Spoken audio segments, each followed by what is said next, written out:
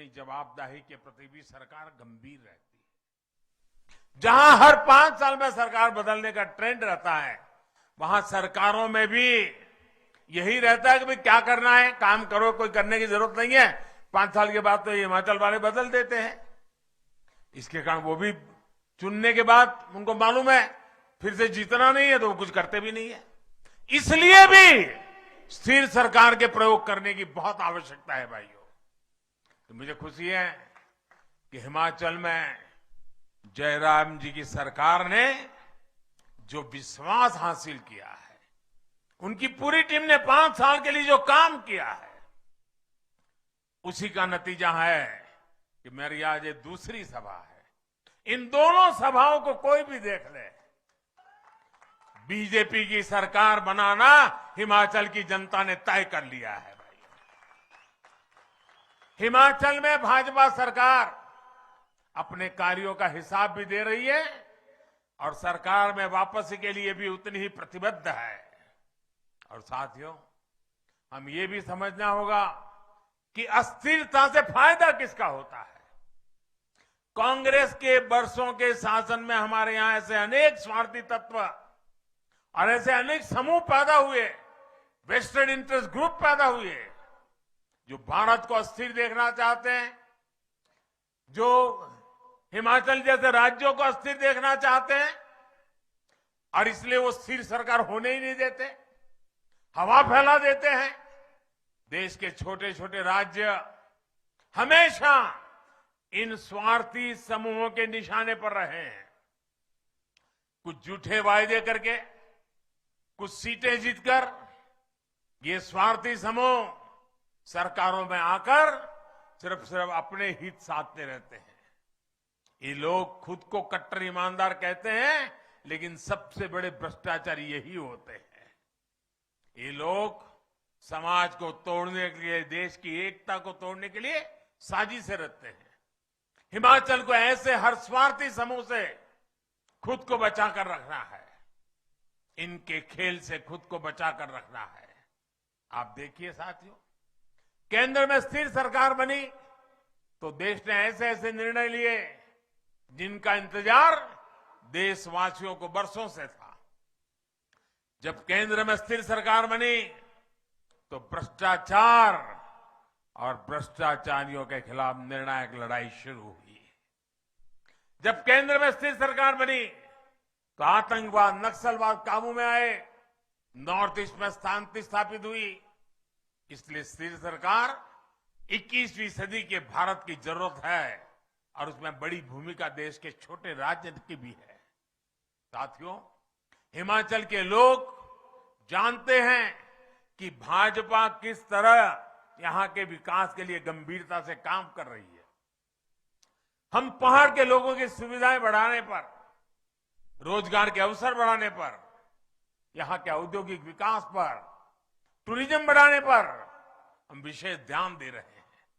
इसलिए नालागढ़ में medical device park और ऊना में बल्क ड्रग पार्क बनाए जा रहे हैं। हिमाचल में लगने वाले हर प्रोजेक्ट में 100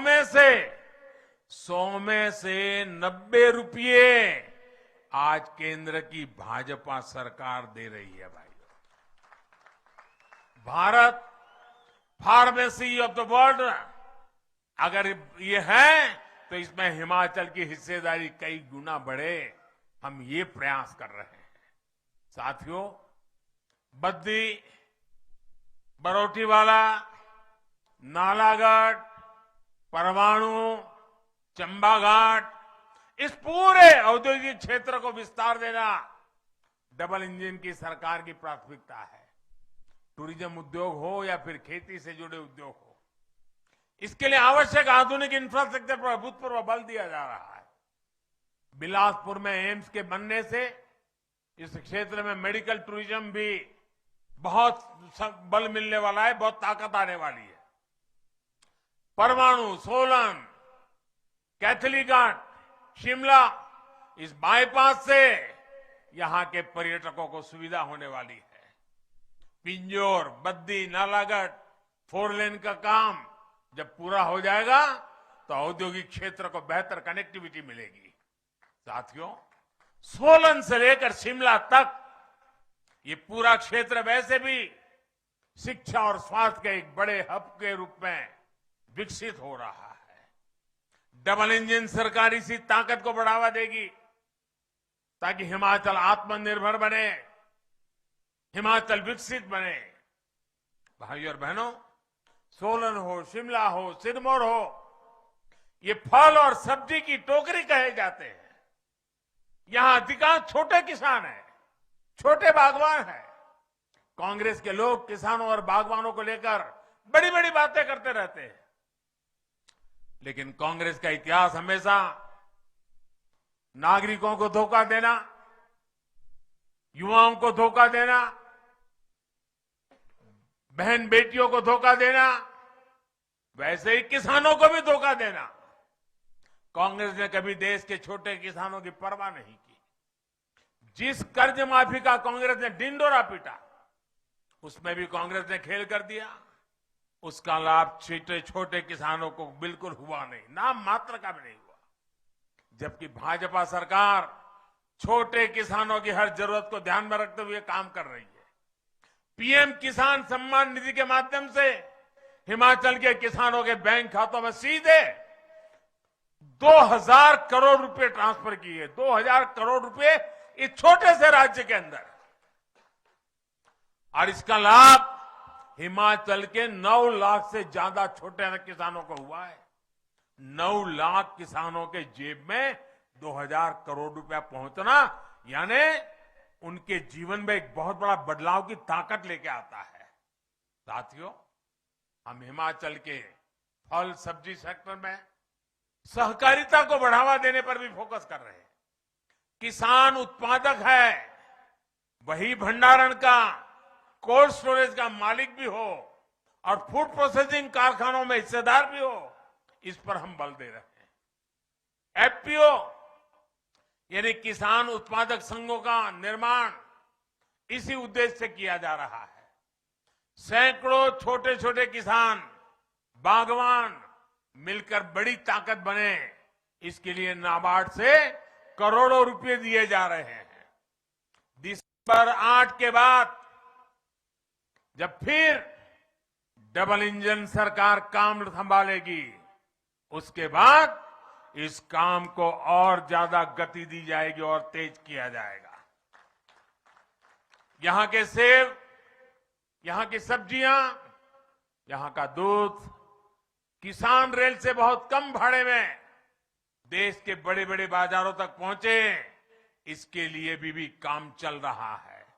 साथियों, हम कैसे किसानों का, बागवानों के हित की चिंता करते हैं, इसका एक और उदाहरण आपको देना चाहता हूं। दुनिया में पहले कोरोना के कारण और फिर लड़ाई के कारण खाद के दाम, फर्टिलाइजर के दाम कई गुना बढ़ गए, लेकिन डबल इंजन सरकार ने किसान पर बोझ नहीं पड़ने दिया। आपको जरा सुनना चाहिए और इन चीजों को याद रखना चाहिए भाइयों। शायद आप तक ये बात पहुंची नहीं होगी। आज यूरिया की एक बोरी हमें बाहर से लाना पड़ता है, विदेशों से हमारे किसानों के लिए लाना पड़ता है। एक बोरी हम 2000 रुपये में लाते हैं, लेकिन हमारे किसानों को कितने में देते हैं? 2000 की यूरिया की बोरी मेरे किसानों को 270 रुपये से भी कम रुपयों में दी जाती है। 2000 से लाना और 270 से भी कम में देना, ताकि मेरे किसान के सर पर बोझ न पड़े। और करीब करीब 1700-1800 रुपया ये बोझ सरकार खुद उठा रही है। कुछ लोग 100 रुपये की भी अगर छूट देंगे ना, तो 1000 रुपये का विज्ञापन छपवा देते हैं। ऐसे लोगों से भी हिमाचल के लोगों को सतर्क रहना है। साथियों, आपसे बात करते हुए मुझे एक बात और याद आ रही है। पिछली बार जब मैं शिमला आया था तो पहाड़ की एक बिटिया ने मुझे एक तस्वीर भेंट की थी। वो तस्वीर मेरी मां की थी। जब मैंने उस तस्वीर को देखा तो अपनी मां के साथ ही हिमाचल के गांव कस्बों की हजारों माताओं बहनों का स्मरण हो आया। यहां कितनी माताओं बहनों के हाथ की बनी रोटी मैंने खाई है। अनेक परिवारों में मेरा भोजन हुआ है और मैं इसे अपना सौभाग्य समझता हूं कि यहां की माताओं बहनों के लिए कुछ कर पा रहा हूं, उनकी सेवा कर पा रहा हूं। महामारी के इस समय में गरीब परिवारों की बहनों को अपने बच्चों की भूख की चिंता ना करनी पड़े, इसके लिए हमारी सरकार मुफ्त राशन दे रही है। मेरी किसी गरीब मां को ऐसे दिन नहीं देखने पड़े कि घर में चूल्हा न जला हो। मेरी गरीब मां को कभी देखना न पड़े कि आज बच्चों को पानी पिला करके सुलाना पड़ा। ये नौबत न आए। आज इतना समय हो गया कोरोना काल का, 80 करोड़ लोगों को मुफ्त में खाना देता। और जब दुनिया के लोग सुनते हैं ना तो उनका अचरज होता है, कितना बड़ा काम हो रहा है। लेकिन माताएं बहनें, अगर दिल्ली में तुम्हारा बेटा बैठा हो और तुम्हारे घर में चूल्हा न जले, ये कैसे हो सकता है। हिमाचल में 17 लाख के आसपास परिवार गांव में रहते हैं। आजादी के 7 दशकों तक इनमें से आधों के पास नल से जल नहीं था, पानी घर में नहीं आता था। लेकिन डबल इंजन सरकार ने सिर्फ 3 वर्षों में ही हिमाचल में 9 लाख नए परिवारों को नल से जल की सुविधा से जोड़ा है। और जब नल से जल आता है ना, वो माता मोदी को आशीर्वाद दिए बिना रह नहीं सकती है। जयराम सरकार को आशीर्वाद दिए बिना रह नहीं सकती है। और इसका सबसे बड़ा लाभ हमारी इन माताओं बहनों को मिला। हमारी बेटियों को पढ़ाई में सुविधा हुई है। आयुष्मान भारत योजना से लाखों रुपए का मुफ्त इलाज पाने वालों में बड़ी संख्या में हमारी माताएं बहनें भी हैं। टॉयलेट हो या गैस कनेक्शन हो, इनको तो पहले की सरकारें कोई जरूरत ही नहीं समझती थी। माताओं बहनों की मर्यादा की रक्षा के लिए, उनकी सहूलियत के लिए लाखों शौचालय बनवाने का सौभाग्य भी मुझे मिला है। उज्ज्वला के गैस सिलेंडर ने भी लाखों महिलाओं का जीवन आसान बनाया है, उनके जीवन की रक्षा की है।